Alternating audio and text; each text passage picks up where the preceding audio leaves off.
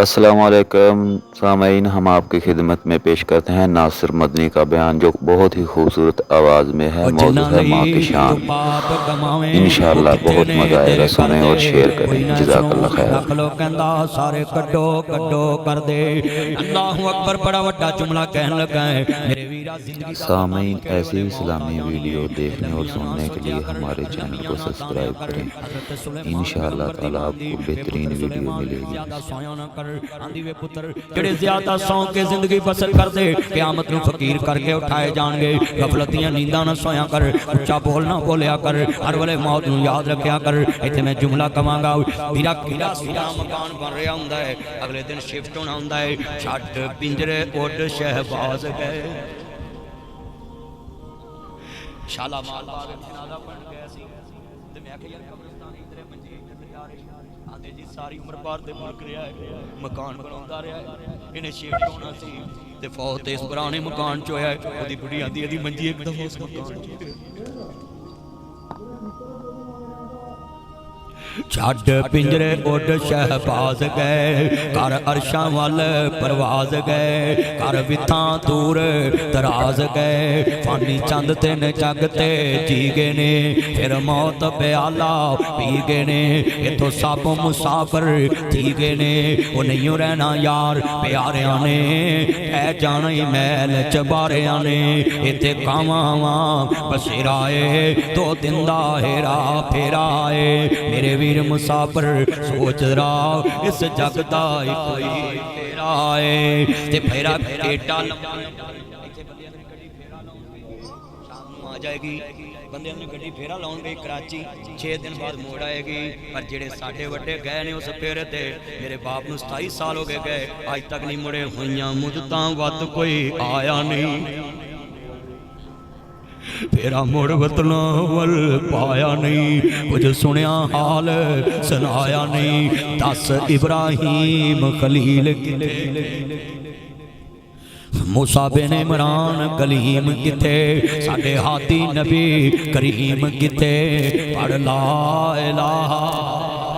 ہر والے کلمے نو یاد کریا کر، ہر والے موت یاد رکھیا کر، ہر والے مرنا یاد رکھیا کر۔ اللہ اکبر اللہ، یہ دنیا جانا ہی جانا ہے، یہ دنیا فانی ہے۔ اللہ اکبر بڑا وڈا جملہ کہن لگا سمجھے۔ تے دو بیبیاں آ گئیاں آن کے کہندی سونیا نبی آؤ ساڈا فیصلہ ہی کر دو۔ ایک آندی بچہ میرا ہے، دوسری آندی بچہ میرا ہے۔ ایک نے کہا جے میرا گواچ گیا تے میں رہن تیرا بھی نہیں دینا۔ آخر انہیں نہ پہلا آخر چک لئی، آندی بچہ میرا ہے، خودو خودی آندی میرا ہے۔ یہ جھگڑا نبی داؤد علیہ السلام دی عدالت چ چلے گیا، اور نبی تے کسی نے بے انصافی نہیں کر دے۔ اللہ اکبر،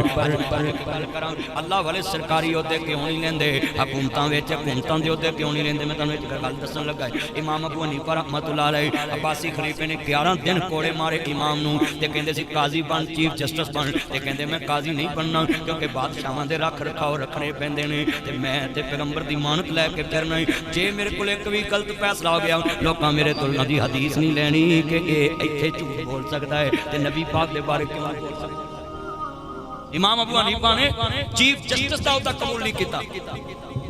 11 دن کوڑے کھادے امام صاحب۔ اللہ والے انو فکر آخرت دی ہوندی ہے۔ لفظ بڑا وڈا سنیا جے، انہاں دی دنیا بلندی والی نہیں، قبر ہمیشہ واسطے، اشر ہمیشہ واسطے، اوتھے جواب دینا پینے نے، اوتھے کسے کام نہیں آنا۔ میرے التیان بیٹا بڑی وڈی گل سمجھا رہے ہیں، ایک ایک لفظ تے غور کردے جاؤ نا۔ میں ویکھ رہا سر نہیں ہل رہے، ایڈی توجہ نال گفتگو سنتے پے نے۔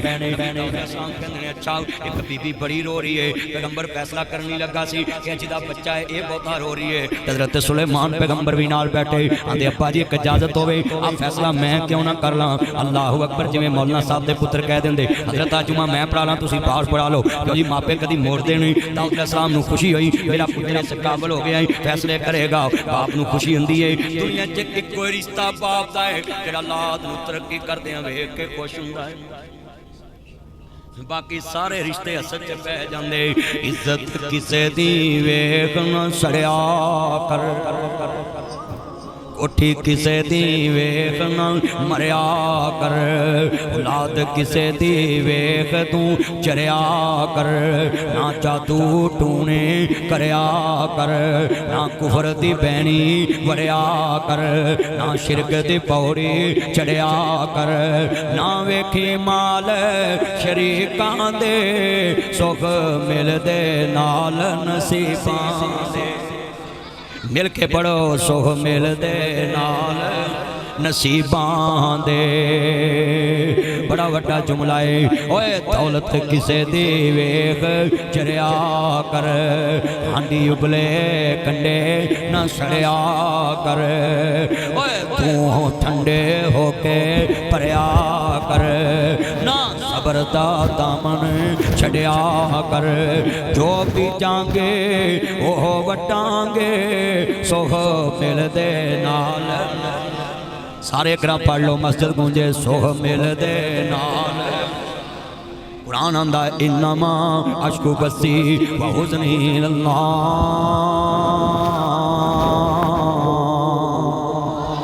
حضرت بابا جی رحمت صاحب نبی شان والے ہوندے نبی یعقوب پیغمبر بڑی شان والے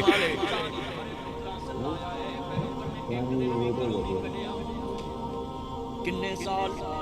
40 برس آیا ہے ایک دن بھی گھروں نہیں کٹیا نال دے کر شکوا نہیں کیتا اوے تو ساری گلی شکویاں پری ہوندی ہے فلانا میرے نال انج کردا فلانا انج جنہ بندیاں کے رونا ہے او دے اگے روز دا دلاں تے قبضہ ہے اور انہاں نے پورا لگاتار دکھایا یہ او دے اگے دا دلاں تے قبضہ ہے جڑا دل موڑدا ہے او دی لکھی تقدیر ہے تیری عمر 70 سال ہے اللہ دے نبی آندے نے ماں پیو دی خدمت کر لا اللہ لکھی تقدیر بدل کے عمر ودا دے آج کتنے مسلمان بیٹھے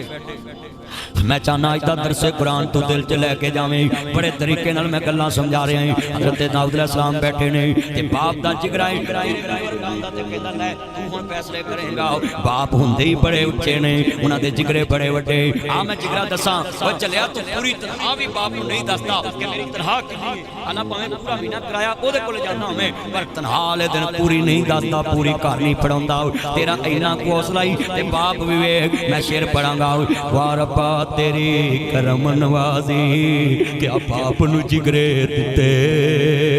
گڈی منگیاں کوئی داری نہ دیوے انہیں جہازی نہ لا دتے لکھ منگیاں کوئی دارا نہ دیوے انہیں بینکی نہ لا دیتے لکھ منگیاں کوئی دارا نہ دیوے انہیں بینکی نہ لا دیتے کرایا نہ دئیے لوکاں برتن بار نے سٹے واہ بابر تیری شان تو صدقے تو لینڈر پانے دیتے اللہ نے دیتے میں سی پالے میں سارے لاڈ لڑائے جس شہد پت ہاتھ سی رکھ داؤ میں سارے چالا دیتے بچہ زد کر لیندہ ہے ابا میں نو آوی لے دے آدھا پتر میرے کو لینے پیسے نہیں ابا میں لے کے جانی ہے اینو باپ کہندے یار اینو چیز دے دے تینوں میں کل دے جاؤں ہے کوئی ایسا صحیح ہے کوئی انہیں مان رکھنے والا میرے کہندے لتے والے چاچے دی سائیکل لے جائیں بیٹا موٹر سائیکل لے جائیں گڈی لے جائیں لتے والے چو توجہ میرے وال بیٹا توجہ میرے وال لتے والے چو موٹر سائیکل گڈی لے جائیں تے اللہ نہ کرے آ چاندہ قلعہ لنگ دیاں گڈی وج جائے تے فون کری چاچے نو مامے نو پھپھے نو تائے نو خالو نو ماسڑ نو تایا گڈی وج گئی چاچا گڈی وج گئی انہیں پہلی گال کرنی بشرما تینوں کیا سی گڈی نال جا تینوں چلاونی نہیں ہوندی کنی کو نقصان ہویا ہے دس کتے ہویا میں مگڑا ماں کدی فون کری سکے باپ نو ابو گڈی وج گئی ہے منا بات پیو دیاں کھاں کے نیرا ہو جانا ہے پتر گڈی چلے پا مینوں دس میرا لال بھی ٹھیک ہے اپنے باپواں والی تھاں کوئی لیندا نہیں اتلے منو تے ہر کوئی پترا کہہ لیندے پھٹے پرانے اور جس دن عید ہوئے لاما گلگنی مندی صاحب دی مسجد چ تیرا با عید پڑھنا ہے تے نال دی صاحب چ چاچا بیٹھا ہوئے تے عید والے دن چاچے دی جیب وچ ہاتھ پائی تے مرضی نال 5-10 ہزار کڈ کے وکھائی تے جے تے ہاتھ لوے پھڑ تے سمجھ آویں مدنی سچا ہے اپنے باپواں والی تھاں کوئی لیندا نہیں اتلے منو उत्ते हर कोई पुत्रा कह लेंदे फटे पुराने कपड़े तन ते हंडोंदे ने भुखियां रह के लोग पुत्र जाउंदे ने वधीक कदी भी बेगम तो पहला उतना दी लफ्ज़ सुनी मां ते बाप तो पहला रोटी नहीं खानी खाना नहीं खाना फ्रूट नहीं खाना और सूप नहीं पीना ड्राई फ्रूट नहीं खाना खुश्क मेवा जात नहीं खाने गिले फ्रूट नहीं खाने विरता दे फ्रूट नहीं खाने जब तक मां बाप दे मुंह नूं छे ना लगे बीवी कहन खैर एक ही गल है मां हाज़िर ही एक ही है ये बीवी कवे ए अल्लाह वालिया खैर अज इन्हां नूं पहलों खवा रहा है बेटा ये लाइट नहीं जलानी मोबाइल के जुमला सुने बड़ा ईमान वाला जुमला है मेरिया भैनां भी सुन मेरे वीर भी सुन बड़ा बड़ा जुमला है कितने बैठे जे अल्लाहु अकबर अल्लाह मेरा बड़ा कीमती जुमला है मेरे कमली वाले दे नौकर बैठे माज़ाद दे कादिर वाले नबी दा कलमा पढ़ने वाले बैठे जिधर बीवी बच्चे कहन ये पहलो किन्नू खवाना आखी फटे